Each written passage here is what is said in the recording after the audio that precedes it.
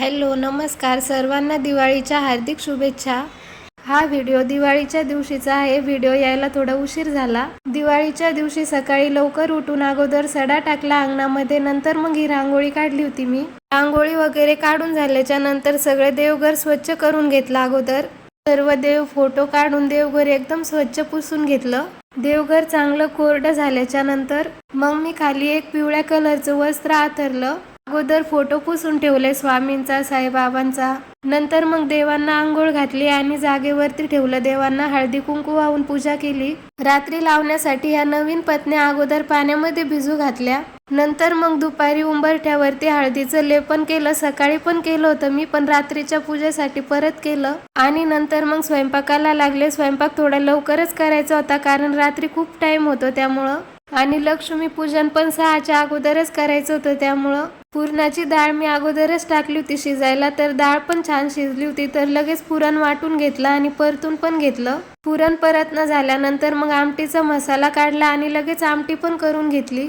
आणि 4 वाजेपर्यंत पूर्ण स्वयंपाक झाला होता, फक्त पोळ्या बाकी होत्या। आणि नंतर मग मी लगेच पूजा मांडायला सुरुवात केली, कारण पूजा मांडायला खूप टाइम लागतो। अगोदर स्वास्तिक काढून घेतली, त्याच्यावरती चौरंग ठेवला। चौरंगावरती एक वस्त्र अंथरलं। हा लक्ष्मीचा फोटो आहे आमचा, तो ठेवला अगोदर। नंतर मग आपले घोडा गवळण ते ठेवून घेतलं लगेच। हे बोळके आहे 5, ते पण ठेवावं लागते पूजेसमोर। त्यात लाह्या आणि बत्तासे टाकून ते पण ठेवून दिले लगेच। नंतर मग पूजेसमोर कळश मांडायचा होता, तर मी हा तांब्याचा तांब्या घेतला, त्याच्यावरती स्वास्तिक काढली आणि 5 उभ्या रेषा ओढल्या। तांब्यात अगोदर पाणी घेतलं, त्यात हळदी कुंकू वाहिलं, 5 नागवेलीचे पानं ठेवले। नंतर मग वरतून नारळ ठेवला। अगोदर खाली गव्हाची रास टाकली आणि नंतर मग कलश स्थापन केला। पूजेसमोर ठेवण्यासाठी जातं आणि चूल आणली होती, ती पण ठेवली। नंतर मग 5 फळं ठेवले। ही पूजा मांडायला मला खूप उशीर लागला होता, रांगोळी ते काढायला पण। तोपर्यंत इकडं प्रिशू आणि तिचे पप्पा पणत्यामध्ये तेल आणि वाती लावत होते। दिवाळीच्या दिवशी जेवढे दिवे लावले तेवढे कमीच पडते।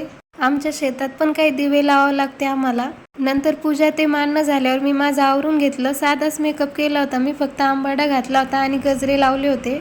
गौरी दीदीला हेअरस्टाईल कशी करावं ते कळत नव्हतं, मग मी त्यांना अशी वेणी घालून दिली होती। इकडे प्रिशू पण रेडी झाली होती ड्रेस वगैरे घालून। माझ्या केसांना गजरा लावलेला बघितला तर ती म्हणत होती मला पण लाव, मग तिला पण लावून दिला होता मी गजरा।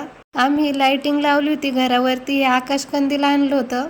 रात्री लाइटिंग ते लावल्यावर खूप छान दिसत होतं घर।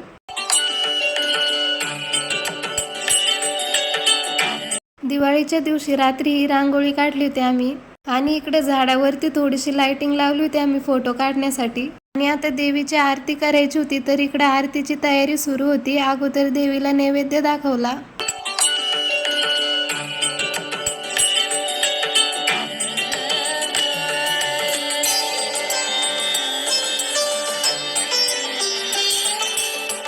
मी देवीच्या फोटोला जो हार लावला होता तो बसतच नव्हता, तर मी बसवत होते तो।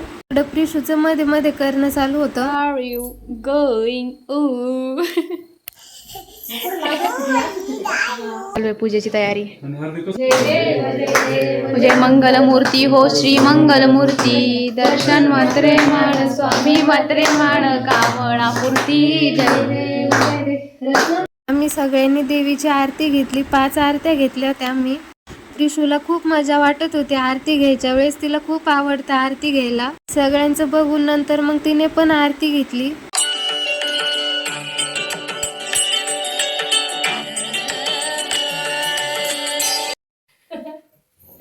पिशा अक्काचं पाडा, पिशा अक्काचं पाडा। वा वा वा, आम्हीचं पाडा, आम्हीचं बाजूला मम्मी, आम्हीचं पाडा। नीट नीट परत पडा, परत पडा।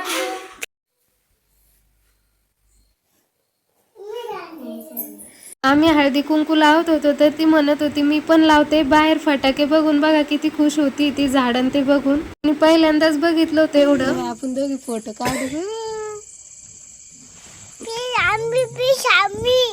आम्ही का मोबाईल मध्ये मी व्हिडिओ काढत होते, तर ती म्हणत होती प्रिशू आणि मम्मी आहे। नंतर मग आम्ही फोटो काढले, फटाके फोडले, खूप उशीर झाला होता आम्हाला। अशी झाली आमची दिवाळी।